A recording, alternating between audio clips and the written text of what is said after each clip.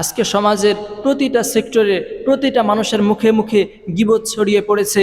এই গীবতের ভয়াবহতা সম্পর্কে যদি জানতেন, গীবতের গুনাহ সম্পর্কে জানতেন, মুসলমান বিশ্বাস করেন কখনো এত বড় দুঃসাহস দেখাতেন না। রাসূলুল্লাহ সাল্লাল্লাহু আলাইহি ওয়াসাল্লাম বলেছেন, আল গীবাতু আশাদ্দু মিনাজ জিনা, গীবত হলো জিনার থেকেও বড় গুনাহ। জিনা অবশ্যই ধ্বংসাত্মক একটি গুনাহ। এই জিনা করার কারণে শুধুমাত্র দুইজন মানুষ ধ্বংস হয়, আর এই গীবত করার কারণে পুরো একটা সমাজ ধ্বংস হয়ে যায়। এজন্যই তো রাসূল বলেছেন গীবত জিনার থেকেও বড় গুনাহ। আর যদি আখিরাতের ক্ষতি সম্পর্কে বলতে যাই, আখিরাতের ক্ষতি সম্পর্কে যদি বলতে যাই, তাহলে আপনার পুরো জিন্দেগির আমলনামা এই গীবতের মাধ্যমে শেষ হয়ে যায়।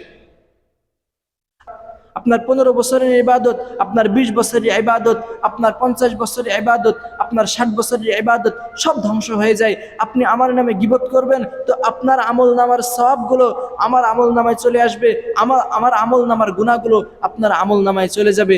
এত বড় ধ্বংসাত্মক গুনাহ। আপনার প্রতিটা আমলের পিছনে, প্রতিটা সওয়াবের পিছনে আপনার শ্রম রয়েছে। এত কষ্টে অর্জিত সওয়াবকে আপনি শুধুমাত্র কথার মাধ্যমেই আরেকজনকে দিয়ে দিবেন, এত বড় বোকামি তো মুসলমান করতে পারে না।